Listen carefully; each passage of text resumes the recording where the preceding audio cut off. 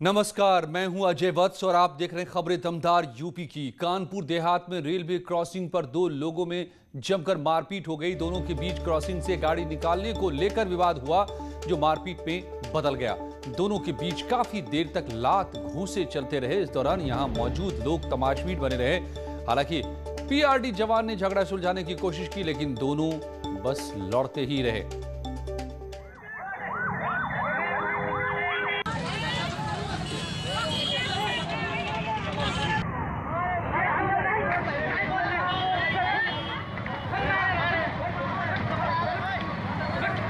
Railway को crossing पर गाड़ी निकालने को लेकर कैसे भिड़ गए दो लोग, ये तस्वीरें देखिए। और उसके बाद तो फिर जो हाथ आया उसी से शुरू हो गई मारपीट। गाड़ी निकालने को लेकर ये मारपीट शुरू हुई दो के बीच में, और काफी देर तक यूं ही यहां लात घूंसे चलते रहे। महोबा से बड़ी खबर है। सिद्ध बाबा मंदिर में मधुमक्खियों का हमला हुआ है। मधुमक्खियों के हमले में एक श्रद्धालु की मौत हो गई है। मंदिर के पुजारी समेत 3 लोग जख्मी भी हो गए। अजनर थाना इलाके की घटना। मधुमक्खियों का हमला, एक श्रद्धालु की मौत।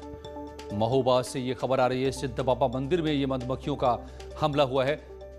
जानलेवा हमला, एक श्रद्धालु की मौत जबकि 3 लोग जख्मी हो गए हैं। मंदिर में के पुजारी भी इसमें शामिल हैं।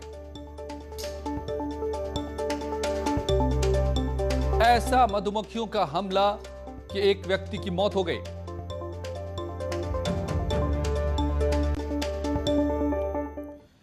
और कानपुर से बड़ी खबर है। पुलिस की गिरफ्त में शातिर ठग आया है। 2000 करोड़ की ठगी का इस पर आरोप है। गिरफ्तार किया गया है। कई कंपनी मालिकों को चूना लगा चुका है। यूपी, कर्नाटक समेत कई राज्यों में ठगी का आरोप है। बेंगलुरु से इसकी गिरफ्तारी हुई है। यह शख्स जिसे गिरफ्तार किया है पुलिस ने, 2000 करोड़ का चूना अब तक लगा चुका है।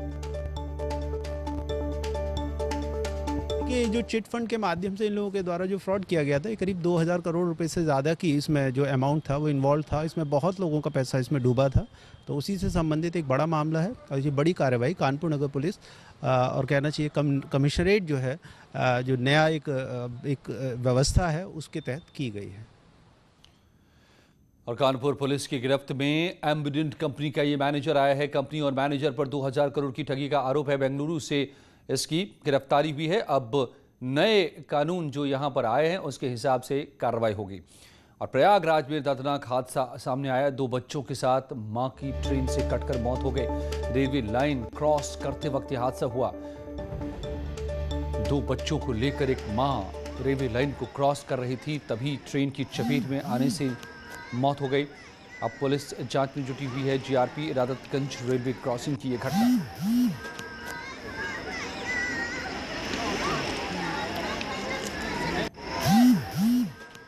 प्रयागराज के इरादतगंज में ये दर्दनाक हादसा हुआ है। 2 बच्चों के साथ मां की ट्रेन से कटकर मौत हो गई। रेलवे लाइन को क्रॉस करते वक्त ये दर्दनाक हादसा सामने आया है। सीएम योगी आदित्यनाथ आज पूर्वांचल के दौरे पर रहे। सीएम महाराजगंज और बहराइच के बाद गोरखपुर पहुंचे। यहां शहीद अशफाकुल्लाह खां प्राणी उद्यान का लोकार्पण किया। उसके बाद चिड़ियाघर का भी जायजा लिया। इससे पहले सीएम महाराजगंज भी पहुंचे थे। सीएम ने 279 करोड़ की विकास परियोजनाओं का लोकार्पण और शिलान्यास किया। उन्होंने नगर पंचायत चौक के कार्यालय का शुभारंभ भी किया। बहराइच को भी सीएम योगी ने 333 करोड़ से ज्यादा की सौगात दी है। महाराणा प्रताप की प्रतिमा का भी अनावरण किया।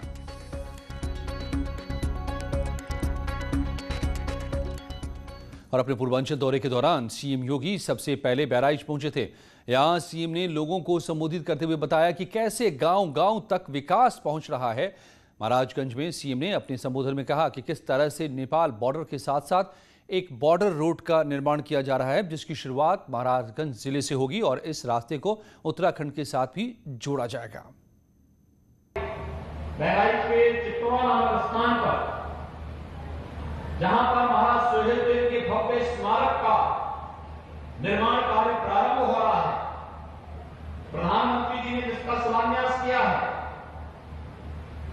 चित्तौड़ा नामक स्थान ही है जहां पर विदेशी आक्रांताओं को मुंहतोड़ जवाब देते हुए महाराज सुहेलदेव के नेतृत्व में हिंदू राजाओं ने उन विदेशी आक्रांताओं को धूल चटाने का काम किया था, उनका संहार किया था।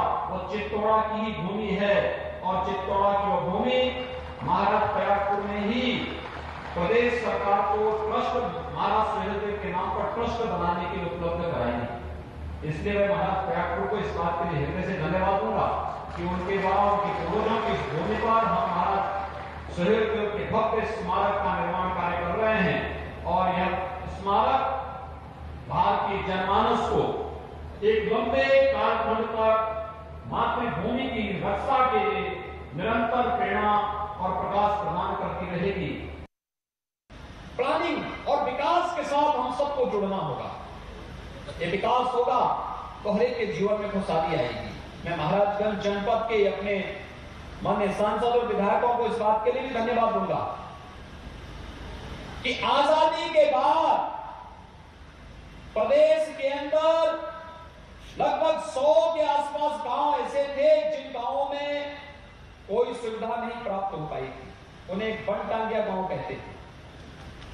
और आज महाराजगंज के ही लगभग 18 गांव हैं जिन्हें हमने राजस्व गांव घोषित करके उनका नाम मतदाता सूची में भी डलवाया है। पहली बार वहां प्रधान का चुनाव होने जा रहा है। इस बार पहली बार प्रधान का चुनाव लोग करेंगे आजादी के बाद और प्रधान के चुनाव के साथ ही वहां पर सड़क की सुविधा दी जा रही है। महाराजगंज और बैराज के बाद सीएम योगी गोरखपुर पहुंचे, जहां उन्होंने गोरखपुर के शहीद असफाक खां प्राणी उद्यान का लोकार्पण किया और मौके पर कैबिनेट मंत्री दारा सिंह चौहान समेत कई वरिष्ठ नेता मौजूद रहे। चिड़ियाघर में मौजूदा वक्त में 150 से ज्यादा जानवर हैं जिन्हें उनके बाड़ों में रखा गया है। इस मौके पर सीएम योगी ने हवन भी किया। शहीद असफाक खां प्राणी उद्यान में सीएम योगी ने पौधारोपण किया। सीएम ने प्राणी उद्यान टीम के साथ गोल्फ कार्ट से पूरे प्राणी उद्यान का नजारा भी लिया। प्राणी उद्यान टीम ने उन्हें पूरे चिड़ियाघर के भीतर के बारे में विस्तार से बताया।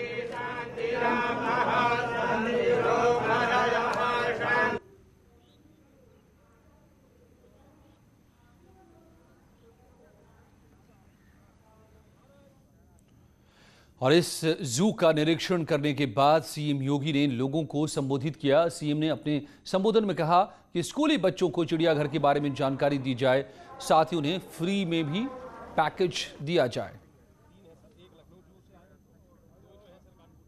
ये केवल मनोरंजन ही नहीं, ये पर्यटन का भी माध्यम है और रोजगार का भी साधन है।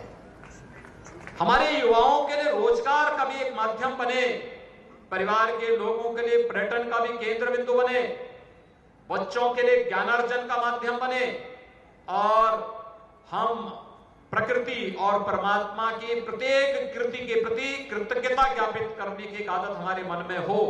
यह भाव हम सबको देखने को मिलता है। और कोरोना फिर से एक बार पैर पसार रहा है। आपको बताते हैं कोरोना पर इस वक्त की 10 बड़ी खबरें।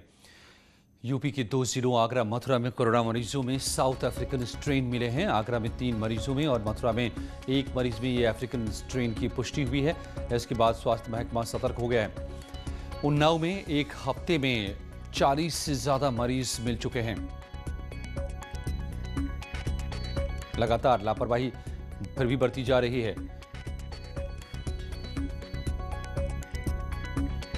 उन्नाव में एक हफ्ते में 40 से ज्यादा मरीज मिले हैं, फिर भी यहां पर वो चौकसी नहीं नजर आ रही है, लोग लापरवाही बरत रहे हैं। गोरखपुर का भी यही हाल है, नियमों का यहां पर भी उल्लंघन होता नजर आ रहा है।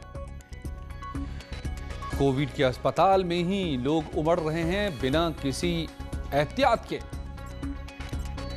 राजधानी लखनऊ में सैनिटाइजेशन इस सबके बीच शुरू किया गया है। 50 गाड़ियां घूम घूम कर इलाकों को सैनिटाइज कर रही हैं। यूपी में लोगों को जागरूक किया जा रहा है। देखिए, एक महिला है जिसकी बरसाना क्षेत्र की रहने वाली है, उसकी उम्र 60 वर्ष है और उस महिला का हमारे द्वारा सैंपल कराया गया। तो 5 तारीख को जो उसकी रिपोर्ट पॉजिटिव आई, जब मथुरा वेटनरी लैब में उसका टेस्ट हुआ तो उसके जो जीनोम सीक्वेंसिंग है वो थोड़ा अलग प्रकार का आ रहा था। तो मथुरा वेटनरी द्वारा आगे लैब में भेजा गया तो उसको जीनोम सीक्वेंसिंग कराई गई, तो उसका जो जीनोम सीक्वेंसिंग का पैटर्न है वो साउथ अफ्रीका पैटर्न से मिलता है। तो वो जो एक नया स्ट्रेन है जो मथुरा में पहली बार मिला है। वाराणसी के पुलिस कमिश्नर ए सतीश गणेश ने अपना चार्ज संभाल लिया है। सबसे पहले विश्वनाथ मंदिर और काल भैरव के दर्शन उन्होंने किए और फिर न्यूज़ 18 से खास बातचीत करते हुए कहा कि पंचायत चुनाव और त्यौहार सकुशल संपन्न हो, ये उनकी सबसे पहली प्राथमिकता है।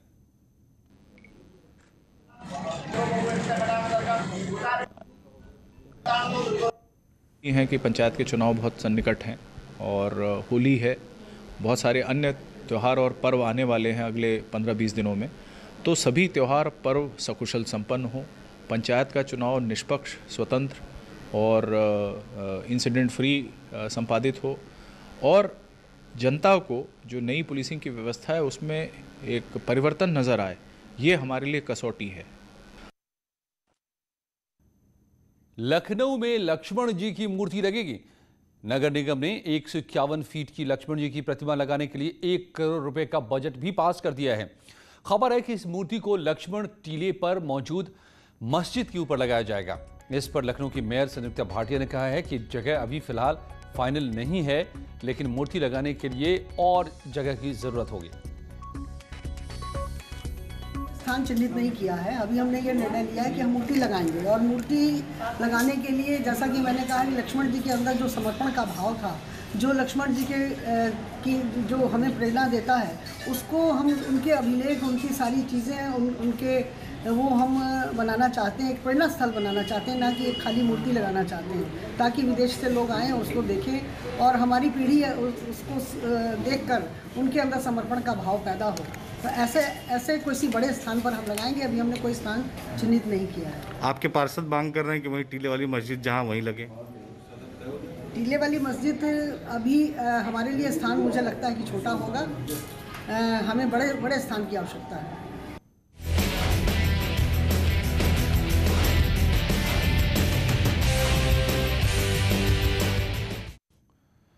पंचायत चुनाव का ऐलान हो जाने के बाद अब यूपी के जिलों में नामांकन पत्रों की बिक्री शुरू हो गई है। इस कड़ी में गोरखपुर में नामांकन पत्रों की बिक्री शुरू हुई।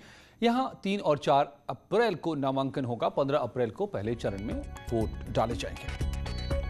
पंचायत चुनाव की घोषणा होते ही प्रत्याशी अब दांव पेच में उलझ गए हैं कि किस तरीके से जीता जाए इस प्रधानी चुनाव को। इसी कड़ी में आज से जो है नामांकन पत्रों की बिक्री शुरू हो गई है। चूंकि गोरखपुर का चुनाव पहले चरण में है, इसलिए यहाँ पे सबसे पहले वोट डाले जाएंगे। आज से नामांकन पत्रों की बिक्री शुरू हुई है और यहाँ पे 3 और 4 अप्रैल को नामांकन दाखिल किया जाएगा। नामांकन पत्रों की जो समीक्षा होगी वो 5 अप्रैल और 6 अप्रैल को होगी। उम्मीदवार अगर अपना नाम वापस लेना चाहेगा तो वो 7 तारीख को कर सकता है और साथ ही 7 तारीख को 3 बजे के बाद से ही उनको सिंबल आवंटित कर दिया जाएगा और 15 तारीख को यहाँ पे मतदान हो जाएगा। यानी कि बहुत कम समय बचा है इस पूरी प्रक्रिया में, लेकिन तैयारी पूरी है। डीएम का दावा है कि उन्होंने बहुत पहले से ही तैयारियां शुरू कर दी थी, इसलिए पंचायत चुनाव को शांतिपूर्वक सकुशल संपन्न कराने में कोई दिक्कत सामने नहीं आएगी। अखिलेश पांडे के साथ रामगोपाल द्विवेदी, न्यूज़ 18 गोरखपुर। बुलंदशहर में पंचायत चुनाव को लेकर जिला प्रशासन ने अपनी तैयारियां पूरी कर ली हैं। यहां 21,23,736 वोटर गांव की सरकार का भविष्य चुनने जा रहे हैं। जिला प्रशासन ने सभी मतदाता से अपील की है कि वो अपने गांव का ऐसा प्रधान चुने जो उनके गांव का विकास करे और किसी भी लोभ या लालच में अपना वोट न दे। मत का इस्तेमाल ऐसी जगह करें जिससे उनके गांव का फायदा हो। चुनाव के संबंध में जो कुछ भी चैलेंजेज हैं, जैसे आप लोगों ने सुना होगा कि कुछ अन्य जनपद में अवैध शराब वगैरह के कारण यहाँ भी ये घटनाएं हो चुकी हैं, तो उसके लिए हम पूरी तरह तैयार हैं और अन्य चुनावों की भांति इस बार भी हमारा चुनाव निष्पक्ष ढंग से, शांतिपूर्ण तरीके से, अच्छे से करवाएंगे। पंचायत चुनाव से ठीक पहले मेरठ से अवैध हथियारों की बड़ी फैक्ट्री पकड़ी गई है। एसटीएफ और मेरठ पुलिस ने जिले में कई जगहों पर छापेमारी कर 125 से ज्यादा अवैध तमंचा और पिस्टल बरामद किए। पुलिस ने इस मामले में 8 आरोपियों को गिरफ्तार किया है। थाना ब्रह्मपुरी क्षेत्र में यह अवैध हथियार की फैक्ट्री चलाई जा रही थी। पंचायत चुनाव को लेकर अवैध हथियारों की भारी डिमांड है। ऐसे में इस कारखाने में काम धड़ल्ले से चल रहा था, एक बिजनेस की तरह इसे चलाया जा रहा था। बाकायदा होलसेलर से लेकर के फुटकर विक्रेता तक की एक चेन खड़ी हो गई थी। प्रथम इसमें CASTF और थाना पुलिस के नेतृत्व में TP नगर में रेड की गई, जहां पर एक फैक्ट्री बरामद हुई जो काफ़ी आधुनिक थी और भारी मात्रा में वहां से वेपन बरामद किए गए। उसके पश्चात उनसे पूछताछ के क्रम में रेड ब्रह्मपुरी में की गई। ब्रह्मपुरी में भी 2 अभियुक्त गिरफ्तार किए गए और हैवी रिकवरी हुई। इसी क्रम में देहात में SP देहात के नेतृत्व में किठौर थाना क्षेत्र में भी रेड की गई है और इस पूरे क्रम में टोटल 150 के आसपास बने हुए तमंचे, पिस्टल और बंदूकें बरामद हुई हैं। 50 के आसपास अधबने वेपन बरामद हुए हैं। भारी मात्रा में कारतूस बरामद हुए हैं और 8 लोग टोटल गिरफ्तार किए गए हैं। लौटते हैं कुछ ही पलों में और दमदार खबरों के साथ।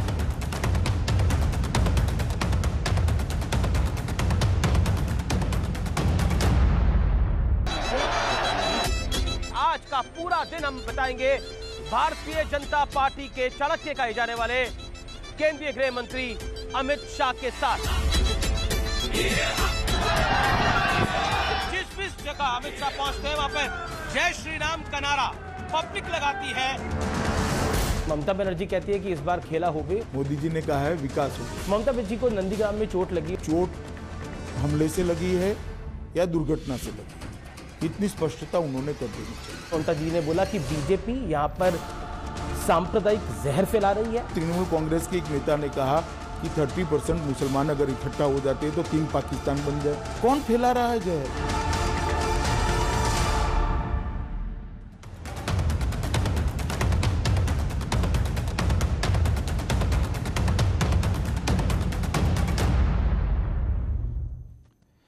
कानपुर से खबर है। यहां पर महाराजपुर थाना इलाके में बड़ी घटना सामने आई है।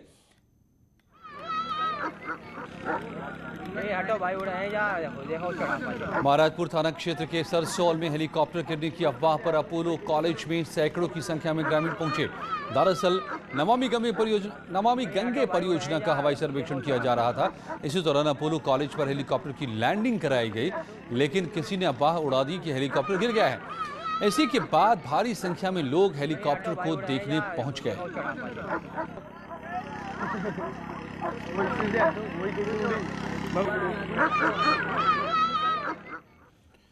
और फतेहपुर जिले के सदर कोतवाली इलाके में लखनऊ बाईपास पर एक स्कूल के बाहर ABVP कार्यकर्ताओं ने जमकर हंगामा किया।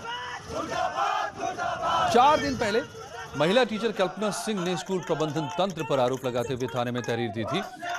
स्कूल में हिंदू बच्चों को अरबी और उर्दू पढ़ाने का दबाव बनाया जा रहा था, जिसका विरोध करने पर महिला टीचर के साथ मारपीट की गई और जान से मारने की धमकी देते हुए स्कूल से बाहर निकाल दिया गया। इसके चलते ABVP कार्यकर्ता आज लखनऊ बाईपास स्थित स्कूल में पहुंचे और प्रबंधक और उसके बेटे की गिरफ्तारी की मांग करने लगे।